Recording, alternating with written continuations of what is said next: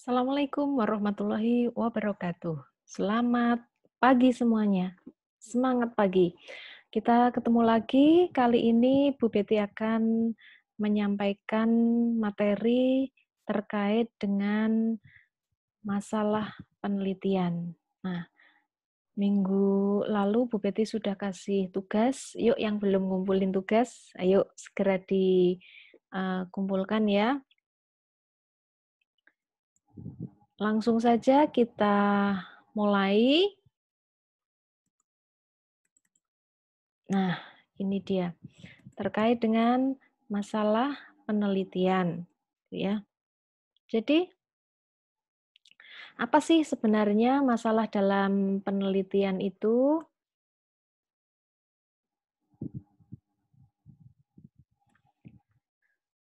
Jadi penelitian yang akan kalian lakukan nanti itu harus berangkat dari permasalahan yang ada. Karena tujuan kalian melakukan penelitian itu kan adalah untuk memecahkan masalah, sehingga masalahnya itu harus ada dulu. Nah, sehingga kadang-kadang itu nanti kalian kalau sudah semester berapa berarti 7 itu biasanya akan cari-cari masalah, gitu ya. Kemudian, nah, penelitian dilakukan dengan tujuan untuk mengumpulkan data dalam rangka memecahkan masalah, gitu. Dan di sini ada pernyataan bahwa yang paling sulit, fase yang paling sulit atau tahapan yang paling susah di dalam penelitian atau riset itu adalah mencari masalah atau problem gitu. Sehingga karena kalau kalian, di awal itu kan mesti bingung, "Duh, saya mau penelitian apa ya? Apa ya yang akan saya teliti? Oh, permasalahan apa ya yang akan saya pecahkan?" Gitu. Nah, itu biasanya, kalian itu nanti akan agak lama di sana. Sehingga caranya bagaimana? Oh, caranya kalian harus banyak membaca. Apa yang harus dibaca? Satu, misalnya jurnal atau artikel-artikel penelitian terkait dengan bidang kalian. Kemudian yang kedua, itu kalian kalau tidak punya ide, kalian bisa pergi ke perpus, baca skripsi atau TA yang sudah dibuat oleh kakak-kakak kelas kalian. Nah, dari situ biasanya kalian akan mendapatkan banyak ide. Tuh.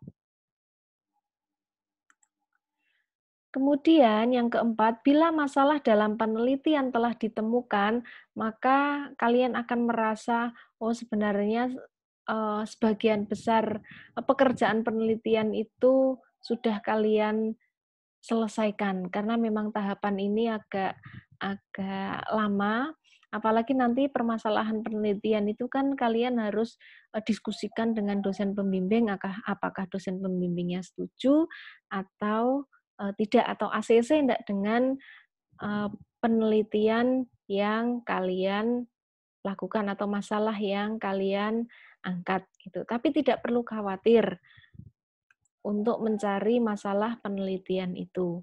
Nah, sebenarnya masalah penelitian itu apa? Adalah kesenjangan antara fakta dengan harapan, gitu ya. Jadi, misalnya harusnya kalau kapal itu berjalan tidak kekurangan air, ternyata, banyak permasalahan atau kapal yang sudah di lautan, itu ternyata mereka kekurangan air. Oh, berarti itu ada masalah, gitu ya. Kemudian misalnya, oh harusnya kebakaran kapal itu tidak terjadi karena kalau terjadi kebakaran itu akibatnya fatal, gitu. Tapi kenyataannya masih saja terjadi kebakaran kapal. Oh, itu berarti juga masalah, gitu ya.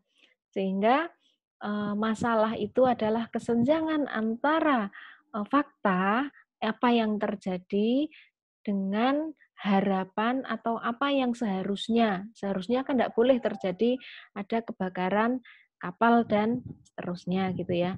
Nah, kalau yang diharapkan itu namanya das Sollen. Kalau faktanya itu namanya adalah das Sein. Jadi kesenjangan antara das Sein dan das Sollen gitu ya. Jadi clear ya. Jadi nanti tidak keliru lagi ketika kalian mencari masalah yang akan kalian teliti. Nah, ini kita harus bisa mencari masalah penelitian yang baik. Yang pertama, bentar. Masalah itu masih baru, jadi masih up to date gitu ya. Nah, sekarang kan sedang musimnya COVID. Nah, mesti ini orang-orang kesehatan dan juga bidang-bidang lain termasuk bidang ekonomi, termasuk kalian juga apa namanya yang sedang in kan ada COVID atau corona. Nah, kalau kita melihat berita itu kenapa sih kalau di kapal kok bisa ya banyak yang kru dan juga para penumpang itu yang terkena atau positif COVID. Harusnya kan tidak boleh terjadi gitu ya. Sehingga itu juga merupakan masalah yang bisa kalian teliti dan ini kan juga masih in atau masih baru gitu ya. Nah, jadi aktual kalau kita meneliti sesuatu yang masih baru tersebut dan praktis. Maksudnya kalau mencari masalah itu jangan yang apa namanya susah. Misalnya kenapa hutang negara itu kok tinggi sekali? Aduh itu biar dipikirkan orang-orang yang memang ahli di bidang keuangan negara gitu ya. Nggak usah yang susah-susah. Tuh. Dan harus sesuai dengan kemampuan peneliti. Jadi kalau kalian ya meneliti di bidang perkapalan, mesin kapal dan seterusnya gitu ya sesuai dengan bidang kalian. Kalau meneliti di bidang lain nanti malah kesulitan, nanti jadi sakit tipes. Kalau meneliti sesuatu yang susah-susah gitu ya malah tidak lulus-lulus. Dan tadi kan penelitian yang baik itu dilakukan oleh ahlinya gitu. Lalu sesuai dengan kebijakan pemerintah.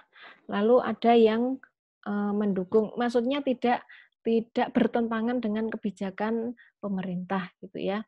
Lalu ada yang mendukung, misalnya kalian penelitian tapi kesulitan akan memperoleh data, ya sudah enggak usah penelitian di bidang itu atau terkait dengan permasalahan itu cari yang lain yang kira-kira kalian bisa memperoleh datanya. Misalnya kalian mau penelitian apa namanya terkait dengan kapal pesiar di Australia. Wah, kalian kesulitan nanti mendapatkan akan kemungkinan besar itu akan kesulitan mendapatkan datanya itu kalian sudah mengetahui dari awal. Ya udah enggak usah kalian teliti gitu ya.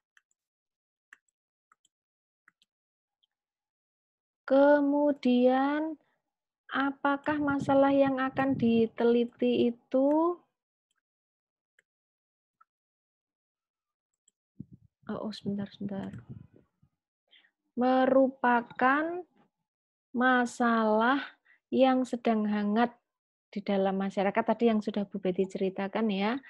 Lalu ada enggak benar-benar terjadi enggak permasalahan itu? Jangan-jangan permasalahan itu tidak ada atau tidak terjadi. Lalu sejauh mana masalah tersebut dirasakan?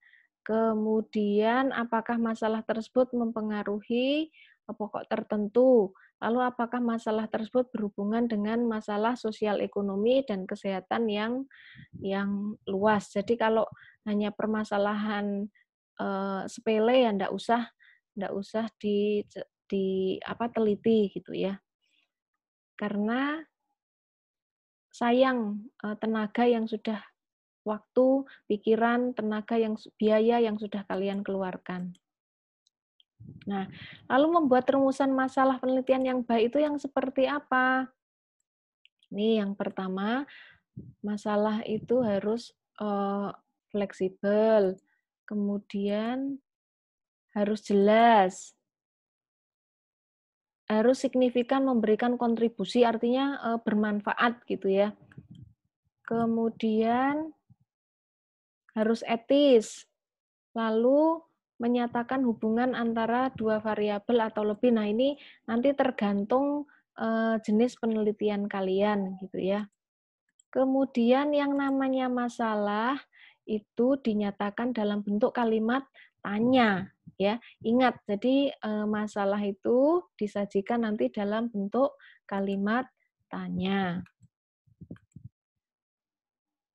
Nah, tadi kan kita sudah membahas, jadi penelitian itu ada yang deskriptif, artinya hanya mendeskripsikan sesuatu, ada yang komparatif, komparatif itu berarti membandingkan, kemudian ada yang asosiatif. Asosiatif itu berarti pengaruh X terhadap Y, gitu ya. Nah, ini masalah yang deskriptif itu berarti untuk mendeskripsikan sesuatu, gitu ya. Contohnya, bagaimana sikap masyarakat terhadap perguruan tinggi negeri berbadan hukum? Kemudian seberapa tinggi tingkat kepuasan konsumen dan apresiasi masyarakat terhadap pelayanan pemerintah daerah di bidang kesehatan. Jadi misalnya ini, sikap masyarakatnya seperti apa? Oh, nanti kan kalian menguraikan, kalian mengumpulkan data, melakukan wawancara, atau memberikan responden itu instrumen penelitian untuk diisi, sehingga kalian tahu nanti mendeskripsikan, oh ternyata mereka itu setuju kalau kalau ada perguruan tinggi berbadan hukum, gitu ya. Atau seberapa tinggi tingkat kepuasan konsumen, gitu. Oh, mereka ternyata berdasarkan hasil pencarian data itu ternyata mereka sudah sangat puas terhadap pelayanan di kapal pesiar misalnya kan gitu. Kalian misalnya sebelum sebelum apa namanya di kapal itu kemudian nanti para penumpang kapal itu diberi kuesioner untuk mengisi, oh kalian puas atau tidak, gitu. Oh ternyata pelayanan kita itu sudah memuaskan. Kemudian dideskripsikan apa-apa saja yang membuat mereka puas dan seterusnya itu namanya penelitian deskriptif. Nah ini misalnya contoh permasalahannya adalah seberapa tingkat kepuasan penumpang kapal pesiar apa gitu misalnya. Jangan lupa berupa kalimat tanya, gitu ya. Kemudian yang komparatif, kalau komparatif itu adalah membandingkan, gitu ya. Misalnya ini membandingkan produktivitas kerja antara PNS dengan pegawai swasta. Kalian juga bisa membandingkan misalnya antara kecepatan kapal dengan motor dengan diesel dan seterusnya. Tuh. Itu namanya membandingkan. Kemudian kalian nanti kan mesti dapat kesimpulan, oh yang lebih produktif itu ternyata adalah pegawai swasta. Oh yang lebih cepat itu ternyata kapal dengan diesel misalnya dan seterusnya gitu ya. Nah, ini maksudnya satu variabel pada dua sampel. Sampelnya kan berbeda, yang satu pegawai negeri sipil atau PNS, yang satu swasta. Kalau tadi, yang satu kapal dengan motor, yang satu kapal dengan diesel. Ya. Lalu adakah perbedaan kemampuan dan disiplin kerja antara TNI dan perusahaan swasta? Kalau tadi kan yang dilihat perbedaan produktivitas satu saja. Kalau ini perbedaan kemampuan dan disiplin kerja, berarti namanya itu sudah ada dua variabel, gitu ya. Yang dibandingkan dua sampel, yaitu TNI dan pegawai di perusahaan swasta. Kemudian ini yang ketiga, itu perbedaan antara motivasi belajar dan hasil belajar. Ini yang dibedakan murid dari yang keluarganya guru, yang pegawai swasta, dan pedagang. Berarti sampelnya ada 3, variabelnya ada 2, motivasi belajar dan hasil belajar. Nah, sekarang kalian sudah mulai belajar terkait dengan variabel juga. Nah, meskipun nanti secara khusus kita juga akan membahas terkait dengan variabel penelitian. Nah, kalau asosiatif itu yang pengaruh atau eee, ada 3 macam. Kalau ini yang hubungan simetris, misalnya antara jumlah muatan dengan awak kapal, ada ndak hubungan? Tuh. Lalu ada ndak pengaruh pendidikan orang tua terhadap prestasi belajar anak? Kalau ini namanya hubungan kausal atau sebab akibat. Karena, prestasi belajar itu nanti akan, bergantung kepada pendidikan orang tua, tuh. Kemudian kalau ini hubungan resiprokal atau timbal balik atau interaktif atau, bisa saling bertukar. Misalnya, apakah kecerdasan ini bisa mempengaruhi kekayaan atau sebaliknya, oh kekayaan itu bisa mempengaruhi kecerdasan atau tidak, gitu ya. Oh, karena kalau orang cerdas itu nanti ternyata bisa, menjadi, nahkoda kapal, kapal pesiar gitu. Oh, jadi bisa kaya raya. Terus baliknya, oh orang kaya itu bisa sekolah yang tinggi, sehingga dia bisa bisa menjadi pinter. Orang kaya itu makan makanannya bisa bergizi-bergizi sehingga mereka lebih pinter dan seterusnya gitu. Sehingga ini bisa mempengaruhi ini ataupun sebaliknya kekayaan bisa mempengaruhi kecerdasan. Itu namanya hubungan timbal balik atau resiprokal. Kalau ini kan pendidikan orang tua yang mempengaruhi prestasi belajar, tidak bisa dibalik. Kalau ini adalah untuk melihat keeratan hubungan. Oh, mereka itu ada korelasi atau tidak gitu ya. Korelasi itu kan keeratan hubungan. Tuh. Nah, ini tadi sudah dijelaskan ya bahwa masalah itu adalah perbedaan antara yang diharapkan dengan kondisi saat ini atau di lapangan. Nah, sehingga masalah ini harus dipecahkan. Oh, kalau sudah dipecahkan tadi kemudian memperoleh solusi. Gitu. Nah, solusi itu adalah alternatif dan kadang-kadang juga ada kendala gitu ya di dalam pemecahan masalah. Nah, sehingga yang perlu digarisbawahi di sini, oh ternyata masalah itu sangat penting ya di dalam penelitian karena suatu penelitian itu berangkatnya dari masalah yang ada. Kemudian kalau sudah ada masalah baru kita bisa melaksanakan penelitian. Dan nanti pentingnya permasalahan itu nanti akan dituangkan dalam latar belakang. Nanti kita akan belajar membuat mulai dari latar belakang sampai simpulan penelitian. Satu persatu akan kita bahas. Itu ya. Nah, masalah menyebabkan dilakukan penelitian tersebut. Itu terkait dengan masalah penelitian, kalian nanti coba lagi sambil, berjemur misalnya, buka-buka internet mencari permasalahan penelitian. Itu ada di bab 1 ya, di rumusan masalah kalian baca. Oh, rumusan masalah ada di bab 1 setelah latar belakang gitu. Jadi nanti kalian bisa mencari yang terkait dengan bidang kalian.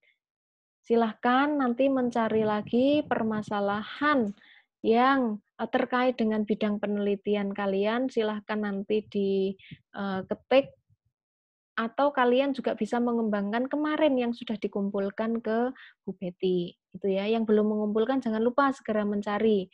Itu saja yang dapat Bu Betty sampaikan. Kurang lebihnya mohon maaf. Saya akhiri. Wassalamualaikum warahmatullahi wabarakatuh. Selamat pagi.